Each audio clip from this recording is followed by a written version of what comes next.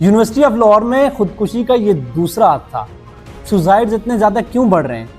अभी एक तालिबा ने तीसरी मंजिल से छलांग लगा के खुदकुशी कर ली। ऐसे ही 2 हफ्ते पहले इसी यूनिवर्सिटी के अंदर फार्मेसी का ही स्टूडेंट ने भी इसी तरीके से खुदकुशी की।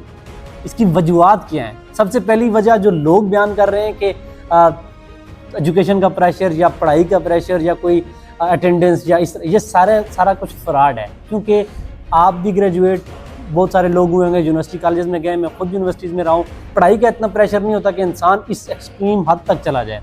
ये मुमकिन नहीं है, ये पॉसिबल नहीं है।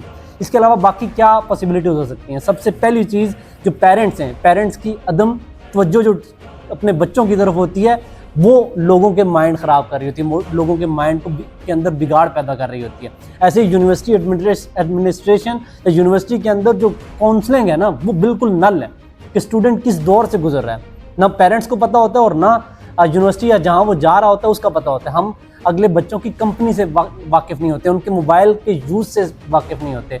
हमने मतलब बच्चों के ऊपर जो अदम तवज्जो है ना, सबसे बड़ी वजह बच्चों के बिगाड़ की यही होती है कि तवज्जो नहीं मिल पाना। फिर वो जब तवज्जो ढूंढ रहे होते हैं या मुख्तलिफ, हम इसके ऊपर खुल के बात नहीं कर सकते क्योंकि इंसिडेंट का किसी को कोई पता नहीं है कि असल में वजूहात क्या होंगी, बट हम एक ये सोच सकते हैं कि क्यों ये हो रहा है।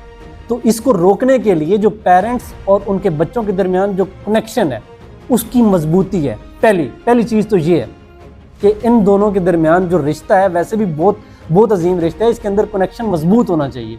जो आजकल के दौर में पेरेंट्स प्रेशर्स की वजह से, मुख्तलिफ वजह से बच्चों को तवज्जो नहीं दे पाते, ये सबसे बड़ा और पहली और आखिरी वजह है।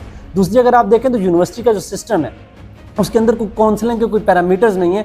लाइक आपने देखा होगा कि टीचर्स भर्ती भी ऐसे भी बहुत सारे केसेस आते हैं, बहुत सारे टीचर्स के भी मसाइल हैं। सो एक पैरामीटर होना चाहिए जहाँ से एटलीस्ट उनके ये जो दिमाग है ना, उसको मापा जा सके या काउंसलिंग की जा सके। कोई काउंसलिंग की फैसिलिटी होनी चाहिए क्योंकि आजकल के नौजवान को ज़िंदगी की रियलिटीज़ का पता नहीं है।